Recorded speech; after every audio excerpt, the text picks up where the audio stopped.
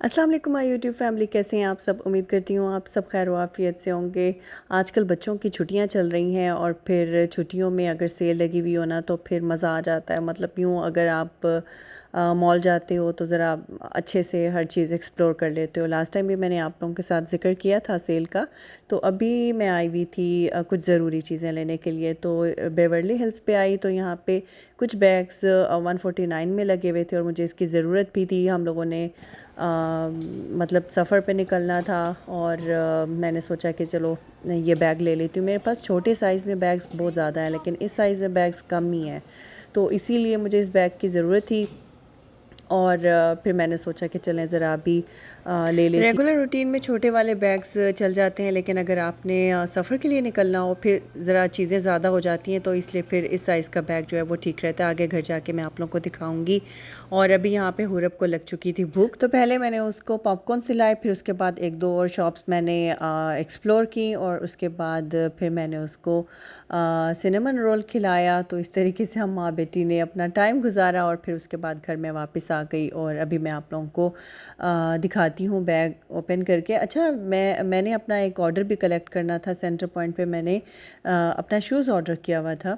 अच्छा, जब मैंने बैग ख़रीदा था तब मेरे जहन में नहीं था कि मैंने तो इस कलर में शू भी ऑर्डर किया हुआ है, लेकिन जब मैंने बैग खोला और फिर शूज़ निकाले वो तो दोनों सेम कलर थे। ये इत्तफाकी था और वैसे भी पता नहीं मेरे साथ इस तरह से है या किसी और के साथ भी इस तरह से होता है कि कभी कभार मुझ पे ऐसा फेज़ आता है कि मुझे एक कलर जब पसंद आता है तो काफ़ी अरसे तक मैं हर चीज़ उसी कलर में ले रही होती हूँ। लाइक उसी कलर की हर चीज़ पे मेरी नज़र जा रही होती है। तो आई डोंट नो मेरे साथ इस तरह से क्यों होता है, लेकिन जब होता है तो फिर काफ़ी अरसे तक ये फ़ेज़ मेरे ऊपर रहता है। और इत्तेफाक की बात है, इस वक्त मैंने जो अबाया पहना हुआ है वो भी सेम इसी कलर में पहना हुआ था। तो खैर ये तो हो गई फ़जूल बातें, अभी काम की बात कर लेते हैं। असल में मैं जो तैयारी करी थी वो उम्रा पे जाने के लिए और इसके अलावा हमने बच्चों को घुमाने के लिए आगे कहीं लेके जाना था, तो उसकी सारी तैयारी जो है वो मैंने शुरू की हुई थी। और हम लोग जा रहे थे उम्रा पे। अल्हम्दुलिल्लाह बहुत दिन हो गए थे उम्रा पे नहीं गए थे। अच्छा, अगर 3 महीने से ज़्यादा गैप आ जाए ना तो फिर अजीब सी बेचैनी शुरू हो जाती है, ऐसे दिल पे बोझ सा महसूस होता है। तो अभी भी हमें काफ़ी दिन हो गए थे। लाइक हम वैसे तो जाते हैं 2-3 महीने के बाद, लेकिन अभी काफ़ी गैप आ गया था। हम लोग 6 महीने के बाद जा रहे हैं, तो ऐसे लग रहा था कि जैसे बहुत अरसा हो गया हम लोग नहीं गए हैं। लेकिन जब आप वहाँ जाते हैं तो सारा बोझ आपके दिल से उतर जाता है और फिर आप अपने आप को हल्का महसूस करते हो। तो अल्लाह ताला इसी तरीके से मुझे और आप सबको बार बार बुलाए और ये सादत हम सबको नसीब करें, आमीन सुम आमीन। अच्छा, अभी मैं यहाँ पे पैकिंग कर रही थी। मैं 2 बैग्स बनाऊँगी, एक बड़ा बैग और एक छोटा बैग। तवाफ़ के दौरान मैं छोटे वाला बैग कैरी करती हूँ क्योंकि वो ज़्यादा आसान रहता है, उसमें बस मोबाइल रखना होता है या अपनी मेडिसिन अगर आप कोई रखना चाहें, कोई पेन किलर वगैरह, तो वो आप रख सकते हैं। तो ज़्यादा चीज़ें जो है वो तवाफ़ के दौरान अगर आप कैरी करते हो ना, आप थक भी जाते। सबसे बेहतर ऑप्शन ये है कि बैकपैक का इस्तेमाल किया जाए या फिर आप क्रॉस बॉडी जो बैग्स होते हैं वो भी कैरी कर सकते हैं। और इसके अलावा जो लोग इस मौसम में उम्रा के लिए आ रहे हैं तो उनको मैं बताती चलूँ कि पहले सऊदी अरेबिया में इतनी ठंड नहीं हुआ करती थी, लेकिन अब जो है वो मौसम काफ़ी बदल गया हुआ है। मदीना में बहुत ज़्यादा ठंड होती है। मक्का का मौसम प्लेजेंट था, जबकि मदीना का हम सुन रहे थे कि वहाँ पे काफ़ी ज़्यादा ठंड है। तो आप अपना जो गर्म स्टफ़ है आप रख सकते हैं। ज़्यादा भी उठाने की ज़रूरत नहीं है, लेकिन ये है कि आप अपनी शॉल वगैरह केप भी रख सकते हैं और इसके अलावा अपनी जैकेट या स्वेटर वगैरह रखना चाहें तो वो रख सकते हैं। पहले इस तरह से होता था, अगर मुझसे कोई पूछता था तो मैं उनको यही कहती थी कि आप अपना हल्का फुल्का जो है वो कॉटन का स्टफ़ लाएं। ज़्यादा थिक स्टफ़ आप यहाँ पे इस्तेमाल नहीं कर सकते हैं। मक्का के लिए ठीक है, लेकिन मदीना के लिए थोड़ा आपको थिक स्टफ़ रखना पड़ेगा। मौसम यहाँ का अनप्रेडिक्टेबल है, जब ठंडी हवा चलती है तो वो बर्दाश्त नहीं होती है, तो इसलिए अपने साथ जो है वो आप गर्म स्टफ़ भी ज़रूर लेके आएँ। तो अभी यहाँ पे मैंने सबके अबायास भी निकाल लिए थे और बस तैयारी करेंगे और निकलेंगे हम लोग मक्का के लिए। फिर उसके बाद इंशाल्लाह ताला उम्रा के बाद हमारा प्लान है कि हम बच्चों को आगे ताइफ और अलबहा की तरफ लेके जाएंगे। तो इसलिए मैंने यहाँ पे एक बड़ा बैग बनाया था और एक छोटा बैग बनाया था। छोटा बैग मक्का के लिए था, बड़ा बैग जो हमने ट्रॉली बैग बनाया था वो हमारा आगे के सफ़र के लिए था। तो बस अभी यहाँ पे सब ने एहराम बांध लिए थे। बाहर जाने से पहले अगर आपको जल्दी हो तो फिर आप इसी तरीके से जल्दी जल्दी पानी पी लेते हैं। मैं हमेशा जो है वो फिर गिल्ट भी फ़ील करती हूँ कि यार खड़े होके पानी नहीं पीना चाहिए, लेकिन बस जब मैं कहीं जा रही होती हूँ ना तो अक्सर मेरे साथ इसी तरीके से होता है, इसी तरीके से ही मैं पानी पी के निकलती हूँ।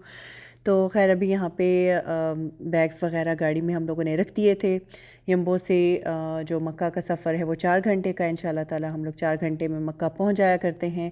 होटल पहुँच के थोड़ा फ़्रेश होके फिर हम लोग निकलते हैं उम्रा के लिए, और हम अपना जो तवाफ़ है वो इशा के बाद ही शुरू करते हैं।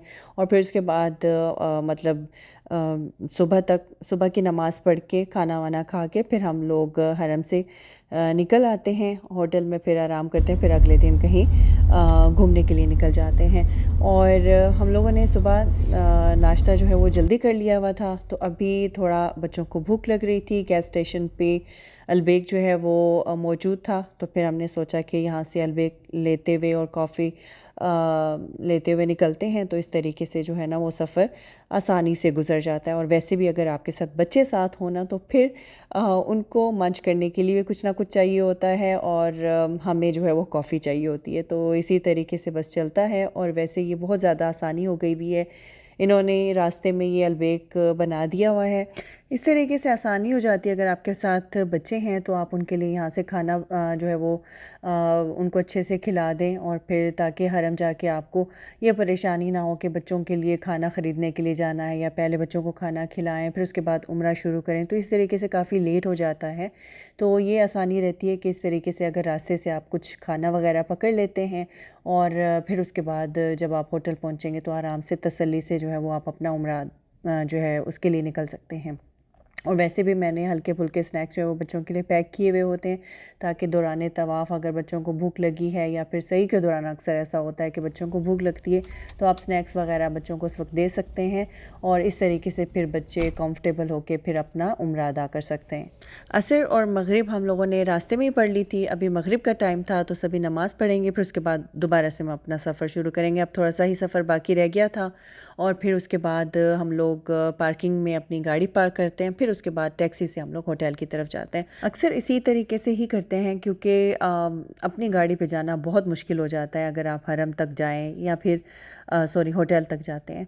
क्योंकि एक तो ये है कि यहाँ पे आपको रास्ते का थोड़ा प्रॉब्लम होता है, क्राउड बहुत ज़्यादा होता है। एक मरतबा अगर आपने अपना एग्ज़िट मिस कर दिया, या कोई एंट्रेंस जहाँ से आपने एंटर होना होता है, तो अगर वो आपने मिस कर दिया ना तो बस फिर आपका वो चक्कर बहुत लंबा हो जाता है। तो इस तरीके से जो टैक्सी पे जाना अगर हम जाते हैं तो वो फिर ज़्यादा आसानी रहती है। तो बस हम लोगों ने अपना जो बैग्स वगैरह थे वो होटल में रखे, फ़्रेश होके अब हम लोग हरम की तरफ जा रहे हैं। टैक्सी पे ही जा रहे हैं क्योंकि हमारा होटल जो है वो थोड़ा सा दूर था, और वैसे भी बच्चों के साथ थोड़ा सा मुश्किल हो जाता है, उन्होंने उम्रा भी करना होता है, तो इसलिए फिर हम लोग कोशिश यही करते हैं कि उनको टैक्सी से ही लेके जाएं। अगर थोड़ा सा दूर हो तो, करीब हो तो फिर आसानी रहती है, आप चले जाते हैं। हमने उम्रा वीकडेज़ में किया था। वीकडेज़ में रश थोड़ा कम होता है, अदरवाइज़ वीकेंड पे बहुत ज़्यादा रश होता है, क्योंकि इसमें फिर लोकल्स भी आए हुए होते हैं, और फिर ज़ायरीन तो होते ही होते हैं।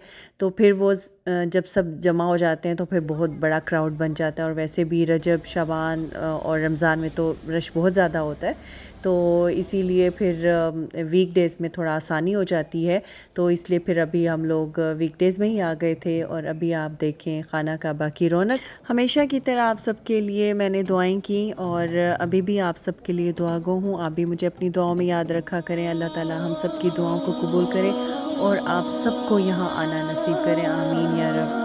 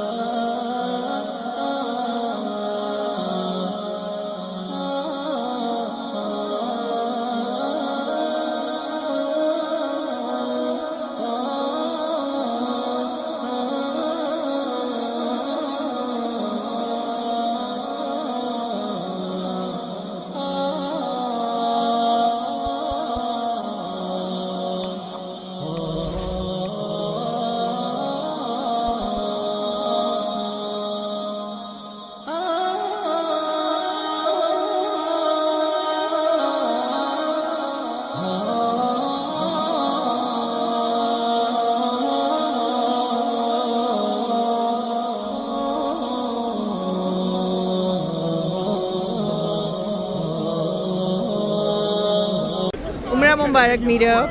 Thank you. खैर मुबारक। से खैर मुबारक। कहती खैर मुबारक। उम्र मुबारक। Not me. उम्र मुबारक। I didn't cut my hair yet. Okay. पूरा Oh, I was about to get a haircut. चलो। अल्हम्दुलिल्लाह उम्रा हो गया था और अब हम लोग खाना खाने के लिए जा रहे थे अल-सफ़वा टावर। तो फिर यहाँ से वापस जाएंगे अपने होटल और करेंगे आराम और इंशाल्लाह फिर निकलेंगे आगे के सफ़र के लिए। मिलती हूँ आपसे अगले व्लॉग में। व्लॉग को आपने लाइक ज़रूर करना है, फ्रेंड्स और फैमिली के साथ भी ज़रूर शेयर कर दीजिएगा। मिलती हूँ आपसे अगले व्लॉग में, तब तक के लिए अल्लाह हाफ़िज़ एंड टेक केयर।